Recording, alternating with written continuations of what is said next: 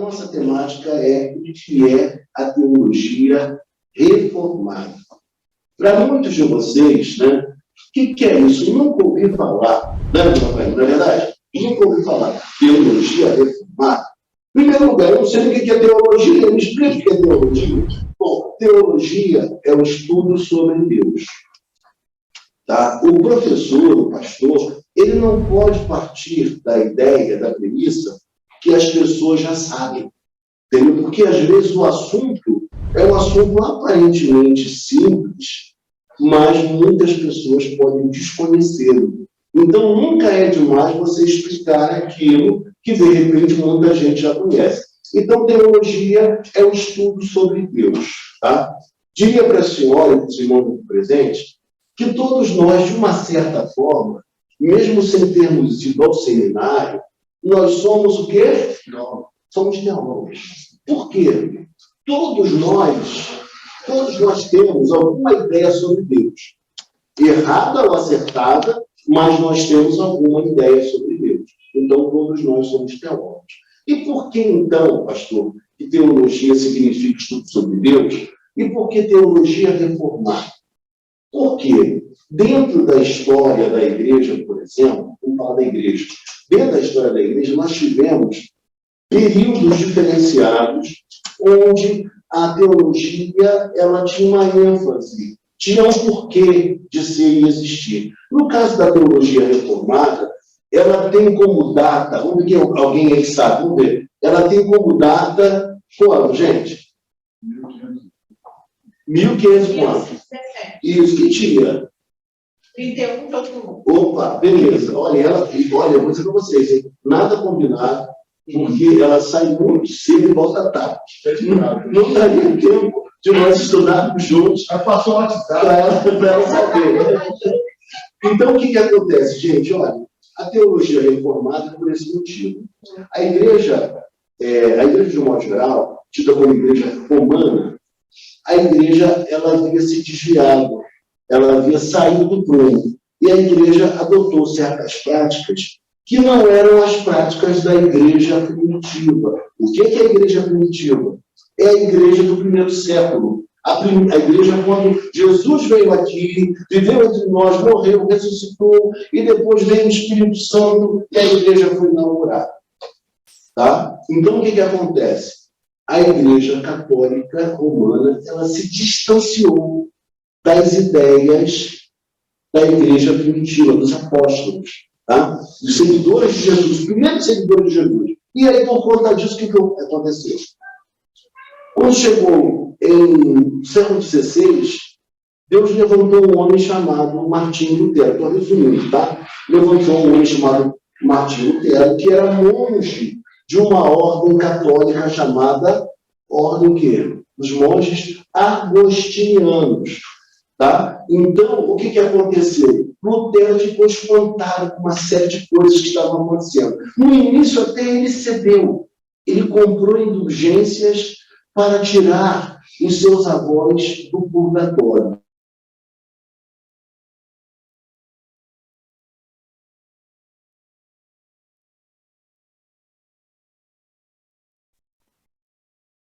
Agora vai começar.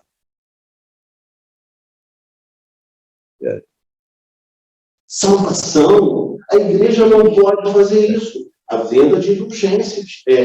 Você dá um valor, um dinheiro, e o que acontecia? A alma era liberada do purgatório e ia para o céu. E muita gente acreditava nisso. Essa prática, ela não era, segundo o grande estudioso R.C. Sproul, essa prática não era aceita pela Igreja Católica.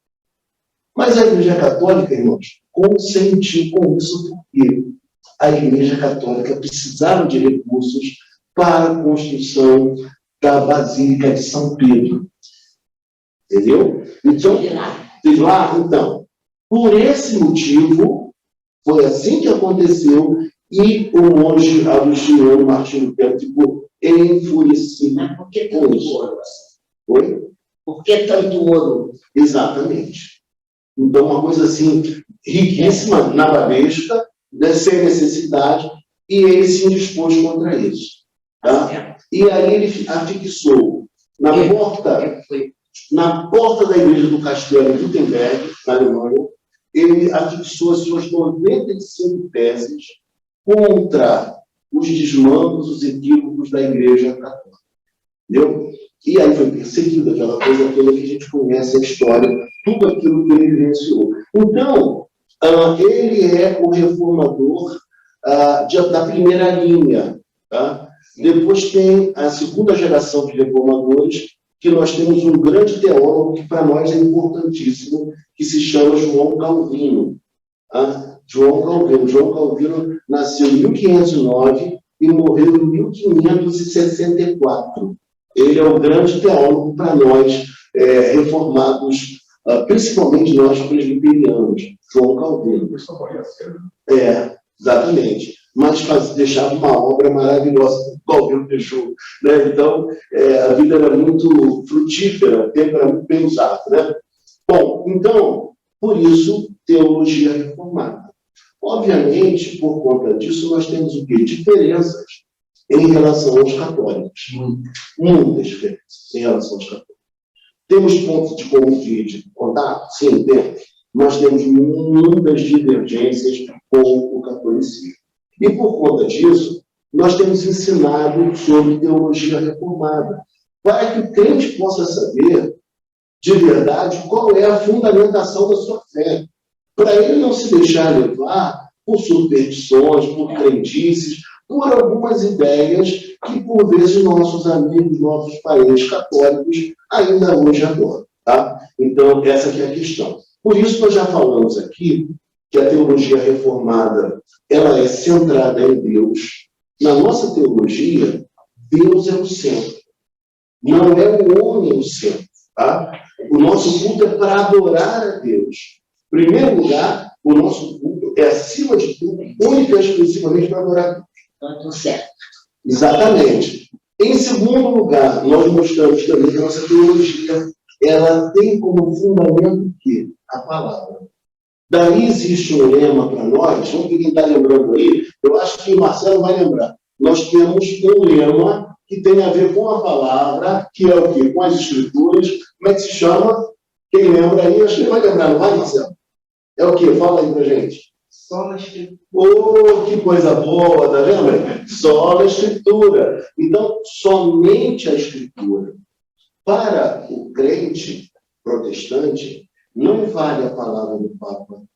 Nós não temos Papa, tá? Nós não temos Papa. Aquilo que eu vier a falar tem que estar embasado na Bíblia. Senão os irmãos podem me corrigir. Pastor, o senhor falou uma coisa que não está no texto bíblico. Entendeu? Porque a nossa preocupação maior é com as escrituras sagradas. Tá? É a ênfase nossa, é o centro do nosso culto. Não é revelações, não é, de repente, coisas muito carismáticas, muito estranhas. Não. O nosso culto é pautado na palavra. Entendeu? Porque aí Deus fala ao entendimento da gente e Deus fala também ao coração, tá? De cada um de nós. Então, a palavra para nós é algo importantíssimo. Por isso, eu escrevi uma frase aqui, e que houve uma boa repercussão entre meus amigos e as pessoas da internet. Eu escrevi uma frase assim, é de minha autoria essa frase. Vivemos dias nos quais a performance do pregador é mais importante que a fiel exposição das Escrituras Sagradas. Então, olha, gravem isso. Vivemos dias nos quais a performance do pregador,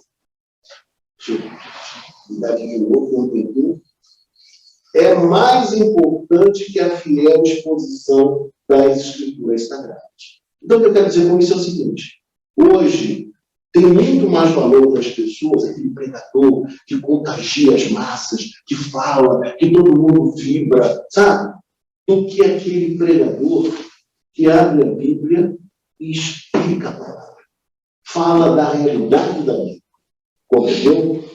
E aí talvez vocês pensem assim, mas por que isso acontece? Por alguns motivos. Existem pregadores que não conhecem nada da palavra, conhecem muito pouco, não tiveram formação acadêmica, então sabem muito pouco. E por isso mesmo eles não têm como ensinar melhor. Existem também aqueles que estudaram, mas que têm um receio de serem rejeitados pelas pessoas que os ouvem. Compreende? Então, tipo assim, por medo de ser rejeitado, o que ele faz? Ele pega a Bíblia, usa até a Bíblia, mas ele dá um jeito de mudar o contexto da passagem para não desagradar. Existe uma expressão, que vocês conheçam aí, né, popular, que fala assim, é aquele que joga para a torcida. Né? Ele está jogando para a torcida. Então, ele não fala aquilo que realmente... Demagogo, né? Demagogo. Ele quer ser amado a qualquer preço. E, por conta disso, ele não prega exatamente o que o texto está dizendo. Porque a gente se acomoda numa pregação mais fácil. Né? Exatamente, também tem essa parte. É mais fácil pregar desse jeito que pegar a Bíblia e fazer uma exposição texto a texto. Né? Exatamente. E aí o que acontece?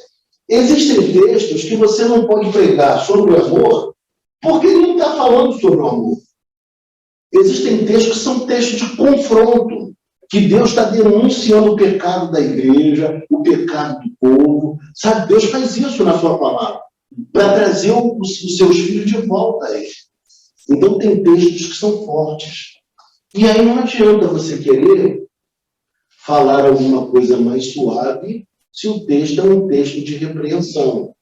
Se você fizer isso, ainda mais você que sabe, você que estudou, você não está sendo fiel expositor da Bíblia Sagrada. E você precisa ser fiel. Precisa falar aquilo que a Bíblia diz. Se não for ocasião, não for momento, prega o texto. Tá? Mas não prega o texto para dizer aquilo que ele não está dizendo.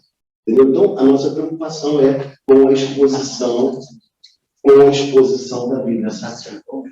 Vocês estão entendendo o que eu estou dizendo? Dá para compreender? Estou falando português, claro? Então tá ótimo, isso que eu estou querendo. Bom, e aí vai surgir hoje, nós já tratamos semana passada, vamos dar continuidade hoje, um outro ponto importante na teologia reformada. O que é? Sola fide. Nós começamos semana passada falando sobre sola fide. Então, o que é sola fide? Somente a fé. Sola fide é latim. Somente a fé. Por que isso?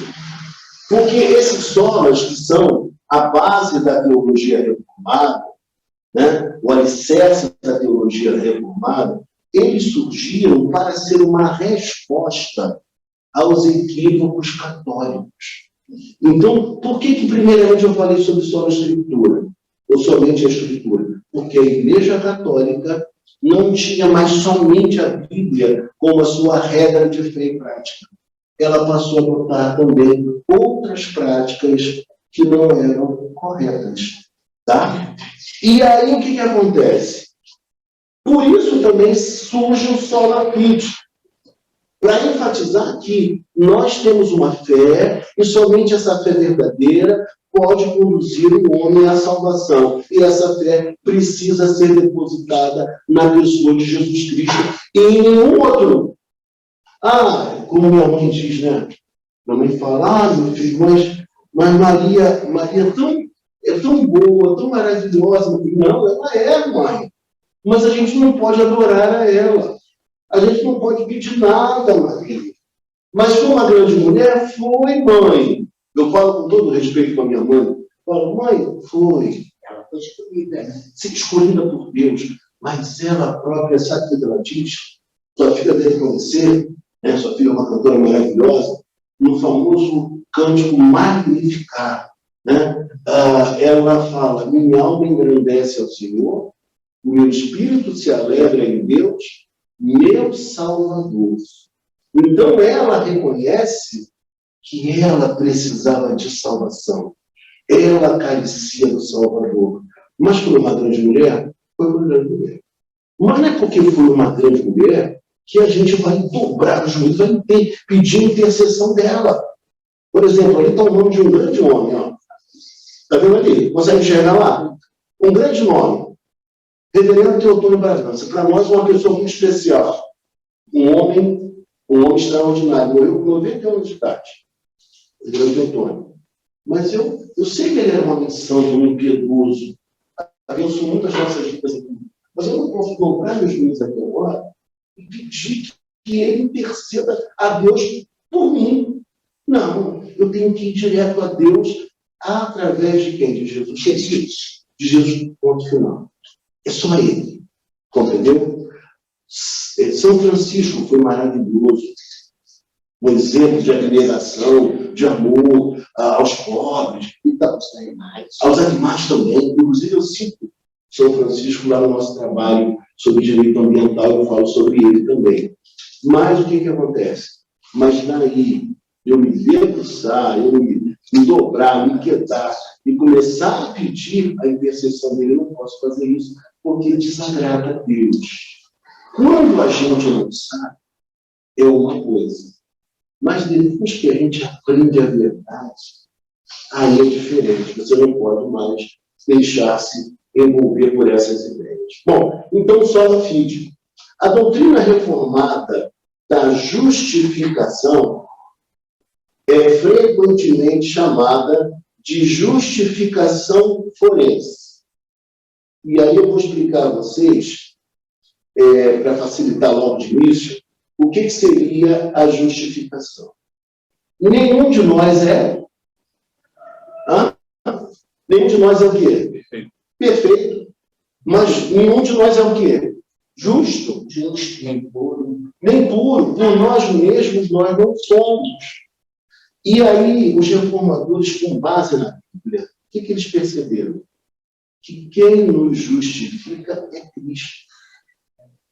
As nossas melhores obras, elas estão corrompidas pelo pecado.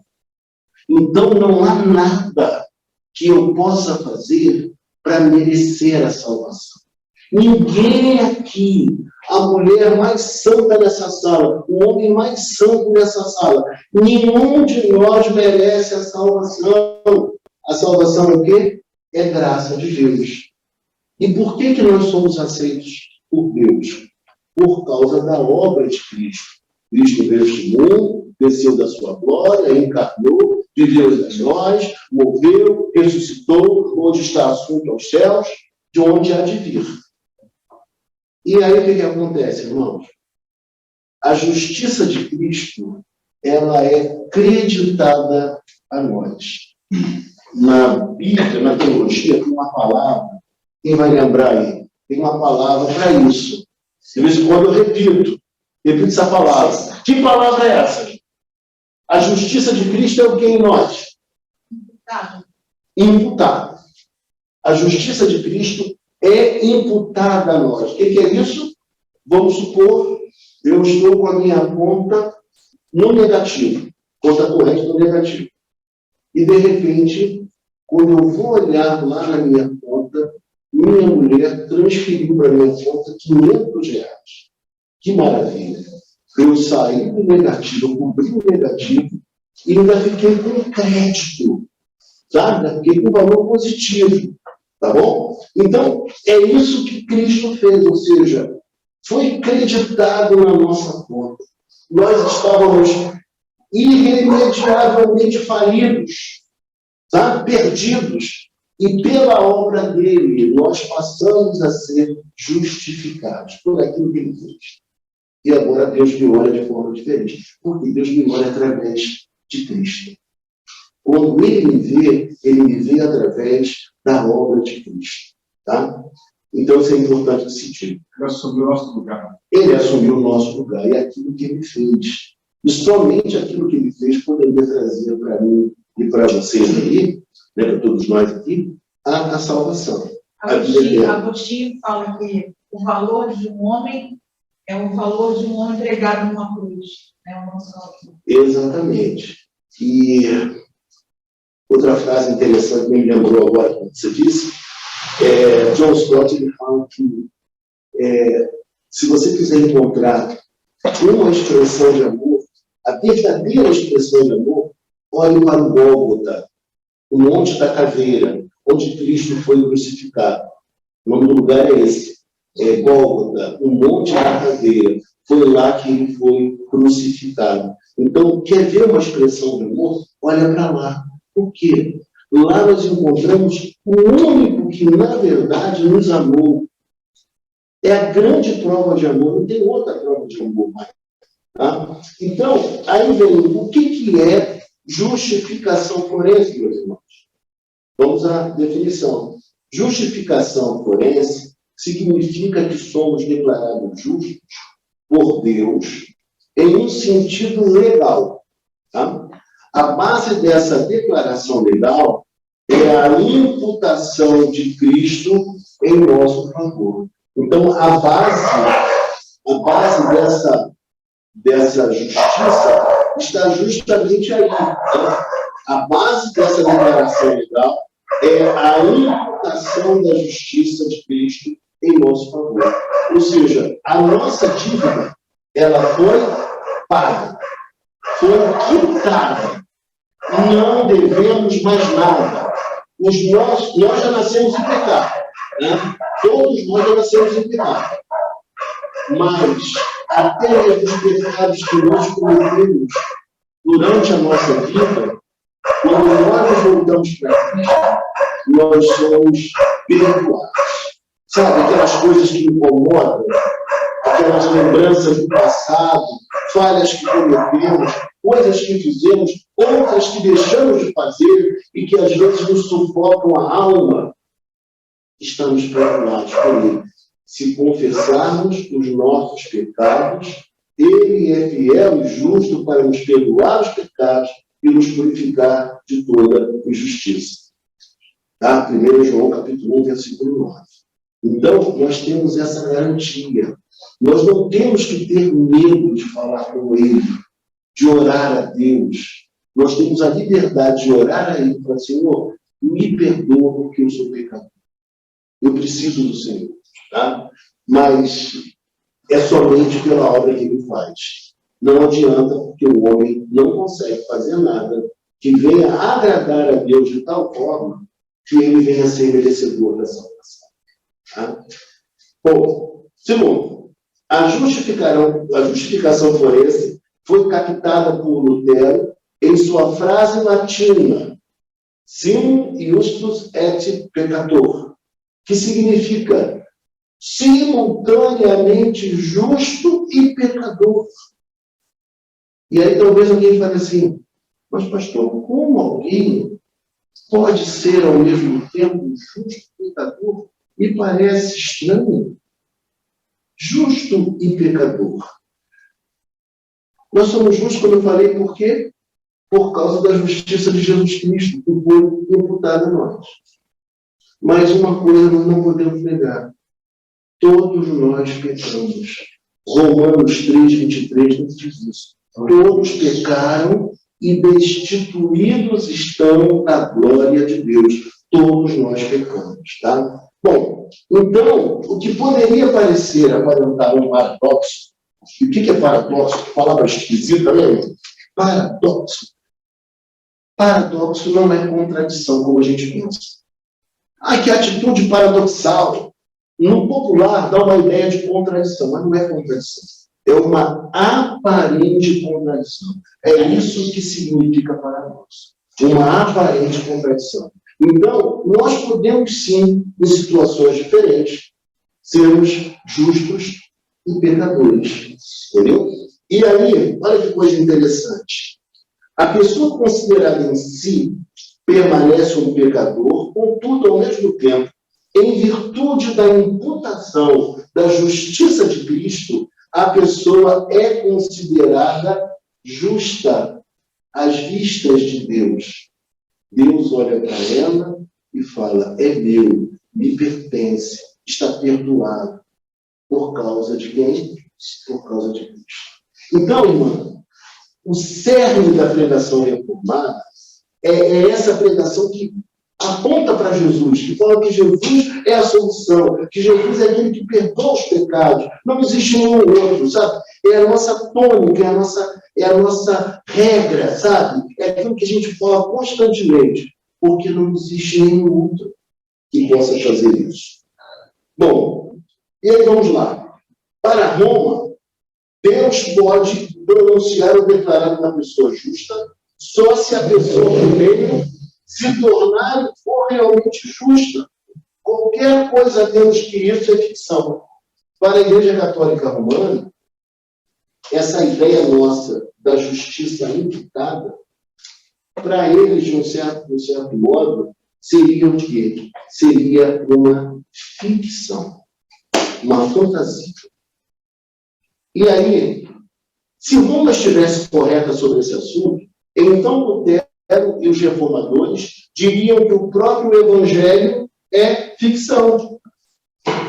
Se a justiça imputada é ficção, a própria mensagem da expiação de Jesus Cristo seria também uma ficção, porque o sacrifício dele foi feito por nós, pelos seus eleitos. Claro, se Deus fosse declarar uma pessoa justa, quando aquela pessoa não possuísse nenhuma justiça, então Deus estaria implicando em fraude. Roma está certa em insistir que a pessoa justificada precisa possuir justiça. Precisa possuir justiça, sim. Só que a justiça não é própria. A justiça, ela é transferida. Dá para entender? Porque não há como um homem ser justo por si só, por si mesmo. Então, veja, a pergunta é: como o pecador adquire a necessária justiça? Como o pecador adquire a necessária justiça? Esse é o cerne da controvérsia da reforma. A Igreja Católica Romana tem enfática e repetidamente condenado a antiga heresia pelagiana, embora muitos teólogos reformados tenham afirmado que Roma nunca escapou dela realmente, ou seja, nunca escapou da ideia equivocada de Pelágio. Pelágio negava a doutrina do pecado original. Ele não acreditava no pecado original, afirmando que o pecado de Adão afetou apenas a Adão e mais ninguém. Dá para entender? Porque quando nós olhamos para a Bíblia, o que nós vemos? Que quando Adão e Eva pecaram, o que aconteceu? Houve o quê? Houve uma queda. Houve um lapso. Houve uma queda. Então houve uma queda. Quando Adão e Eva pecaram, toda a humanidade precipitou-se no pecado. A partir de então, qualquer ser humano que nasce, ele já nasce em pecado. Mesmo um bebezinho que não sabe nem falar ainda, ele já nasceu em pecado. Tá? Olha que coisa interessante. Então, o que acontece? Mas para Pelágio, não. Para Pelágio, os efeitos do pecado de Adão e Eva somente atingiu ao primeiro casal, não atingiu mais ninguém. Entendeu? Mas nós sabemos pela Bíblia Sagrada, lá como no capítulo 5, que, por um lado, houve uma queda que atingiu a todos pelo pecado de Adão, mas pela obediência de um só, que é Jesus Cristo, o que aconteceu? Muitos são salvos. Não todos, mas muitos são salvos. Então, essa doutrina para nós é muito importante. Ela é a doutrina do... Quem lembra aí? Vamos lembrar? Quando a gente pensa em representação, a gente pensa em quê?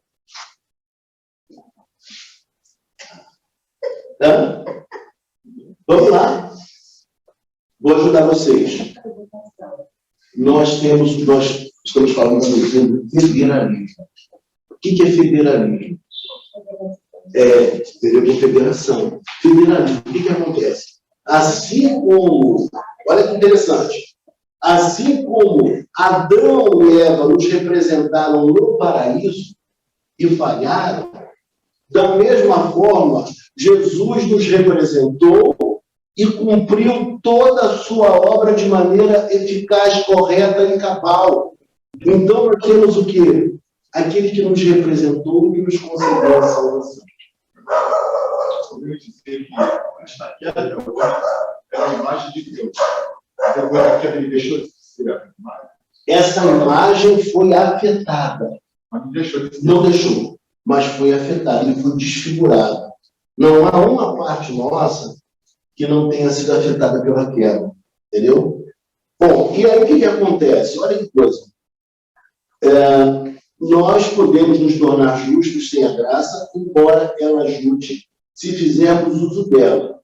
Condenando Pelágio, Roma insistia que não podemos nos tornar justos sem a graça. Você entende? Roma dizia, de maneira acertada, que não há uma pessoa ser justa sem essa graça. Sem a graça. Mas que graça Roma está dizendo?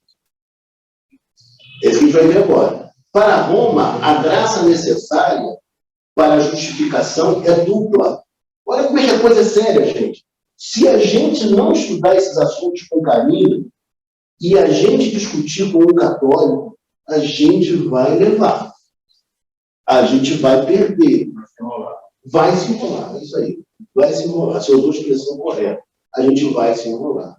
Então, o que acontece? Para eles, para a justificação, era necessário que uma justificação, era necessário que essa graça fosse dupla.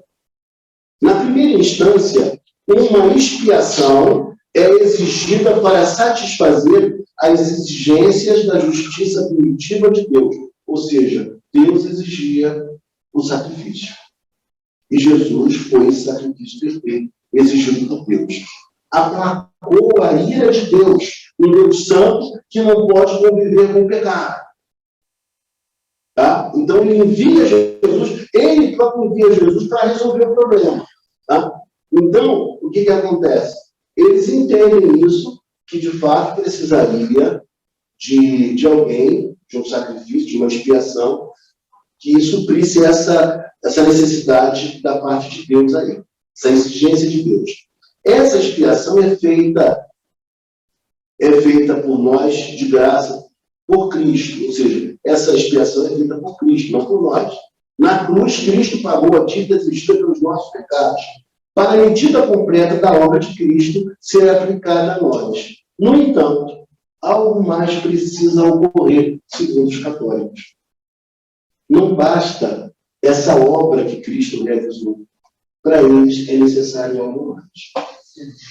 Então, para ser justificados, precisamos primeiro ser tornados justos. A ideia de ser feito justo se ata a palavra em latim para justificação. Como então somos feitos justos? Uma pergunta. A doutrina católica romana de justificação é complexa. Vamos resumir esse ponto de vista. Justificação começa com o batismo, a causa instrumental da justificação. Para o católico, o batismo, ele infunde justiça. Ele infunde justiça e ele é salvífico. Entendeu? Por isso que tem aquela história que os nossos pais diziam, né? Se não se batizar, vai morrer o quê? Né? Então, a gente cansou de ouvir isso, né? Porque essa é a ideia deles, né? Já nós reformados, o que nós entendemos? Que o batismo, o que acontece? O batismo, ele não salva. O batismo é para os salvos. Entende? Então, tipo assim, vamos dizer que uma pessoa chegou aqui na igreja, ouviu a palavra, entendeu que só Jesus Cristo pode salvar e perdoar pecados e fala, eu quero Jesus. Ela vai participar do estudo bíblico com a gente, na classe de novos, catequismos que a gente chama, e ela vai fazer a profissão de fé, vai declarar a fé dela em Cristo e vai ser batizada. Por quê? Porque ela teve um encontro com Cristo. Então, para nós, isso é muito importante. E também os nossos filhos, eles são batizados na mais tenra idade. Nasceram, os pais apresentam os filhos para serem batizados. Mas para a Igreja Católica, não. Para a Igreja Católica, o batismo, ele traz salvação. Por esse sacramento, a graça da justiça de Cristo é infundida na alma.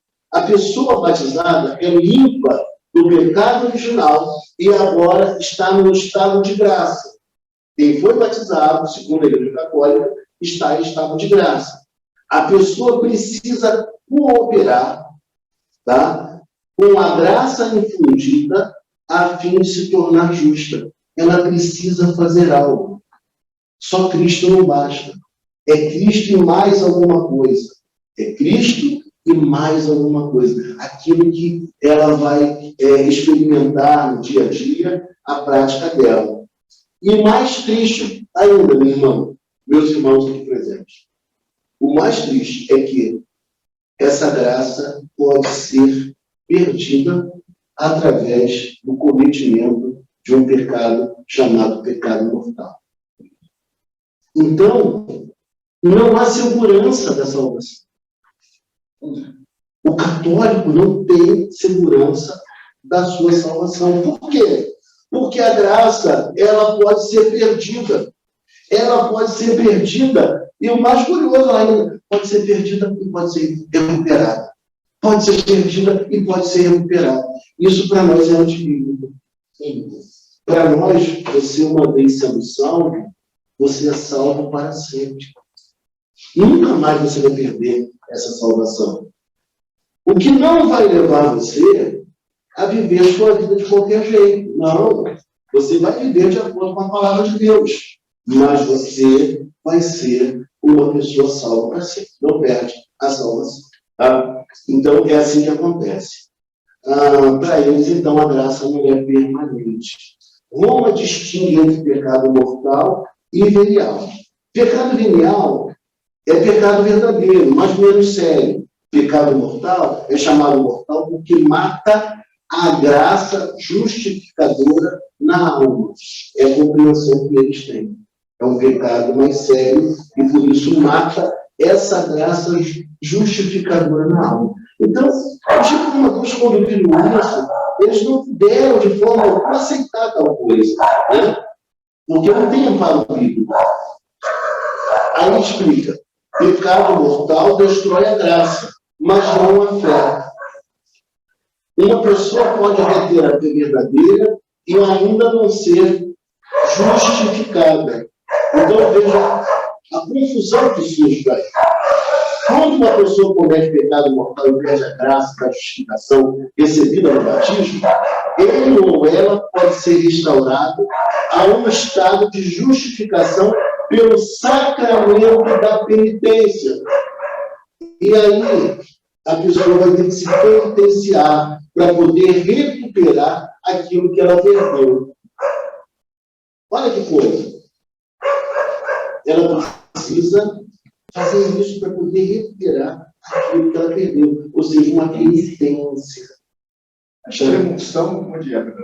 A extrema-unção é quando a pessoa está morrendo. Quando está morrendo, mas quando a pessoa fala, fala. É o último momento, né? A pessoa fala, recebe lá, né, o vencimento do padre lá e tal.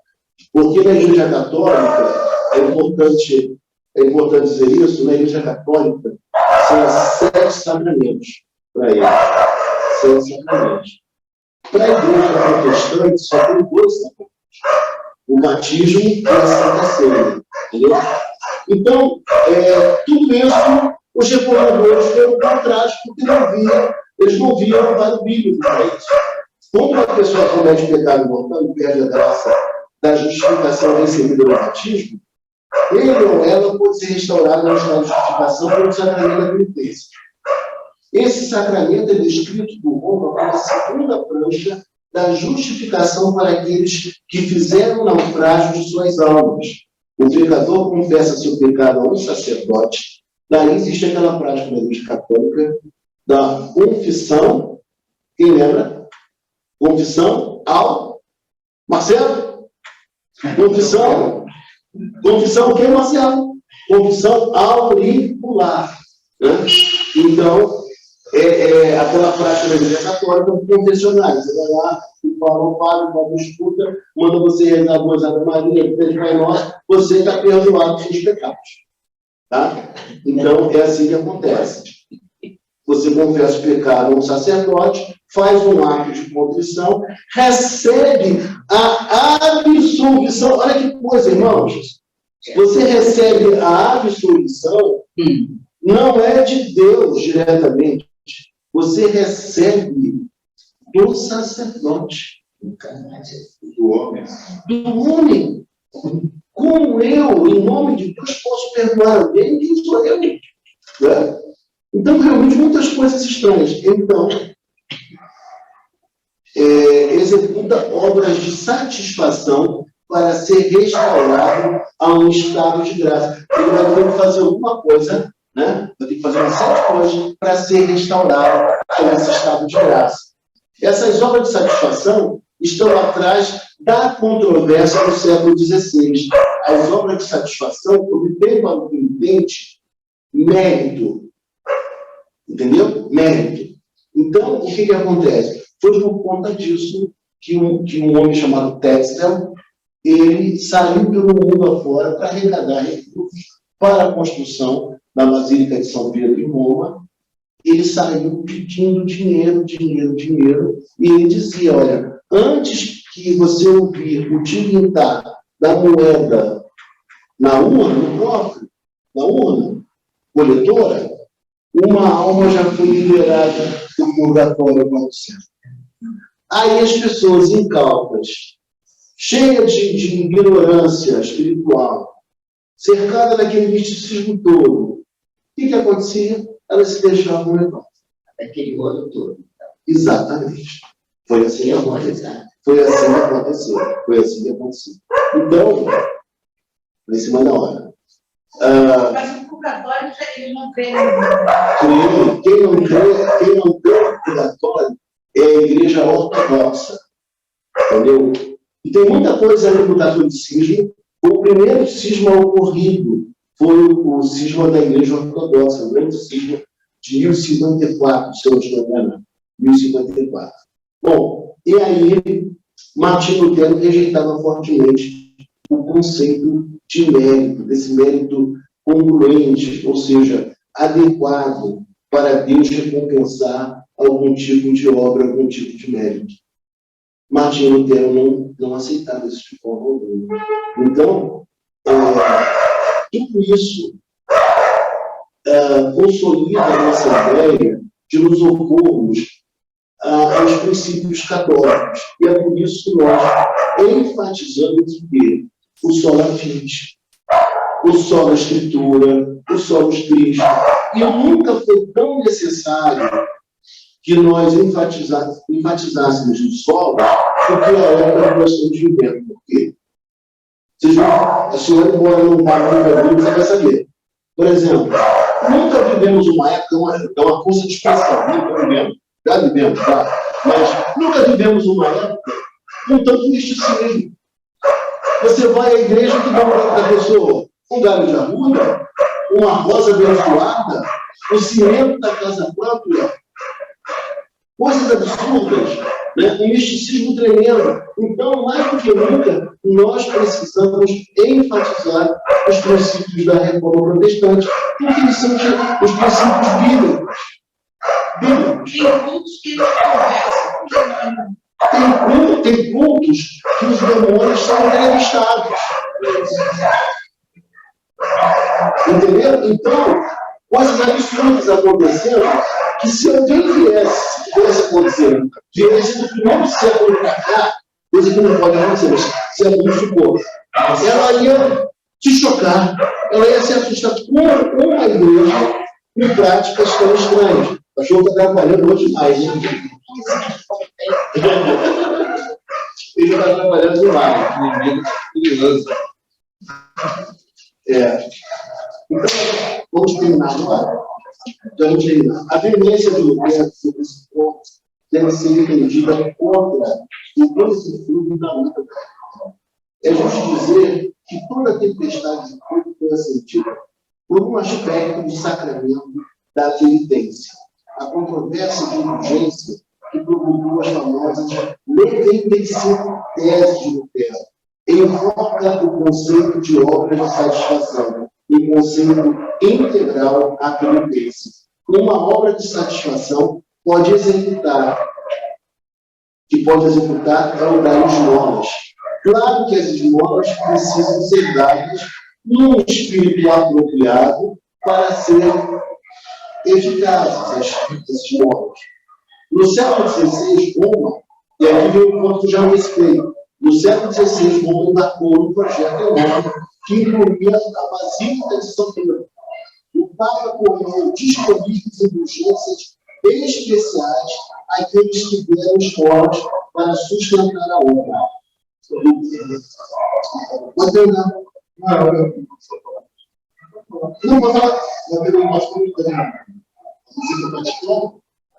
Aí eu fiz um tour lá no Vaticano e tal. Aí eu falava, os gritos, todo ouro e tal. Aí o pastor falou, você tem esse ouro que você não pode falar. É bom você chegar, né? Como é que eu acho? Vai passar aí. É verdade. É verdade. É isso mesmo. Exatamente. A igreja passou a ter um poder político e financeiro, mas a igreja não tinha mais o poder espiritual, né? Isso foi fragilizado. Bom, então, na visão deles, o Papa tem o poder das chaves, que inclui o poder de conceder indulgências para pessoas que estão no purgatório, porque lhes faltava suficiente mérito para entrar no céu. Então, olha que artimanha, né? Então, diz assim, olha, você não está pronto para o céu, não. Então, você, se o parente não estava pronto para o céu, não, você quer ajudar? Tem alguma coisa que ela vai sair do purgatório e vai para o céu. Entendeu? Então, a ideia é essa. Só, minha irmã, que eu preciso esclarecer a vocês algumas coisas. A Bíblia não fala em purgatório. A Bíblia fala muito mais, por exemplo, em Hebreus 9, 27, a Bíblia fala, está ordenado ao homem morrer uma só vez, e depois disso segue-se o juízo. Então, o tempo para nós abraçarmos a fé em Cristo é nesta vida. Abrir o coração para Cristo, ter como nosso Senhor e Salvador. Não vai haver reencarnação. Não vai haver segunda chance, segunda oportunidade. A Bíblia fala com muita clareza, está ordenado ao homem morrer uma só vez. Depois disso, segue-se o juízo. Depois você anota para ela, em casa, se estiver Hebreus 9, 27, para ela ler lá, em casa. Hebreus 9, 27. Então, minha irmã, entenda uma coisa. Não existe reencarnação. Só ressurreição. Só ressurreição, meu filho, isso aí. Ressurreição. É o que o cristianismo prega. Porque a ressurreição, ela vai ser no próprio corpo. De uma maneira miraculosa, sobrenatural, nós vamos ressuscitar neste mesmo corpo que vai ganhar a terra um dia, com elementos desse corpo e com elementos diferenciados do corpo glorificado. Então, vai haver continuidade, ou seja, algo desse corpo vai estar presente no novo corpo, no novo homem, mas nós teremos elementos diferentes da nova criação, da ressurreição, da glorificação. Mas seremos nós mesmos. O tal que era antes da queda. Exatamente. Exatamente. E aí tem uma coisa importante. Por que isso é muito importante? Porque na ideia reencarnacionista, o que acontece? A pessoa morre e o que acontece o quê? Ela encarna outra vez. Morre e encarna outra vez. Ou seja, e aí eles dizem que a pessoa vai vir para poder purgar os pecados de uma vida anterior. Que coisa injusta! Se vai ser uma outra pessoa, não vai ser mais a mesma, vai ser o teu mais. Vai pagar o pecado do outro. Né? Vai vir para sofrer porque o outro fez a maldição. Seria uma coisa louca, sem sentido algum. Então, o Evangelho, ele é simples e claro. Tem algumas coisas complexas? Tem. Pedro mesmo fala isso a respeito do apóstolo Paulo. Mas se nós soubermos explicar, qualquer pessoa vai entender o conteúdo do Evangelho. Tá? Então, com essa ideia do Papa ter esse poder todo, isso abre um espaço para quê? Para manipulação, para crendices, para um engano, para o engano. Então, um dos lemas também da reforma é a livre interpretação da Bíblia Sagrada. O livre exame, melhor dizendo, o livre exame das Escrituras Sagradas. O que isso quer dizer? Não é livre interpretação. Eu não posso abrir aqui e falar qualquer coisa, não. Eu tenho que estudar, tenho que conhecer, tenho que pesquisar. Mas eu tenho o direito de examinar as Escrituras. A Escritura não podia ficar como um livro fechado que somente os estudiosos da teologia tinham acesso. Então, com a reforma, isso acabou. Lutero teve um papel importantíssimo, nós esteve lá na Alemanha, e ela viu, né, a importância de Lutero para o idioma alemão. Né? Ele deu a Bíblia ao povo alemão, no vernáculo alemão, teve um papel importantíssimo para o desenvolvimento da língua germânica. Um papel importantíssimo dele. Então, essas coisas são importantes nós estudarmos para que as pessoas não sejam manipuladas. Por isso, por exemplo, na igreja, outra coisa, na igreja, aqui na igreja, só não vai vir aqui na frente, ou o presbítero, falou assim, vem aqui, dá R$10 e pega uma rosa no Chile. Não vai isso. Isso não existe. Aqui o que nós temos é o seguinte, dentro do culto existe um ato chamado ofertório. O culto tem ofertório, tanto no Antigo Testamento, como o culto do Novo Testamento também tem ofertório. No Antigo Testamento havia oração? Havia. No Novo Testamento também há oração. No Antigo Testamento havia louvor? Havia louvor. No Novo Testamento tem louvor? Então permanece o louvor. No Antigo Testamento tinha sacrifício de animais. No Novo Testamento tem sacrifício de animais? Não, não tem. Então aboliu, acabou. Mas o ofertório tem lá e tem hoje aqui também. Né? Então, na nossa igreja, o que acontece?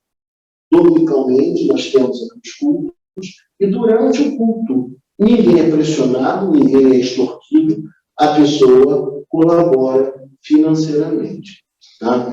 Aqueles que são membros da igreja, eles dizimam, né, 10%, e também dão sua oferta, né, a sua oferta. E por que isso? Eu explicava isso para a irmã esses dias, né? Que eu estou ensinando ela para vir a ser membro da nossa igreja. Eu falei assim, tá, você entra nesse tempo, presta atenção. Aqui é a luz ligada. Entende? Tem um ar, hoje não porque está frio, mas tem um ar-condicionado ligado.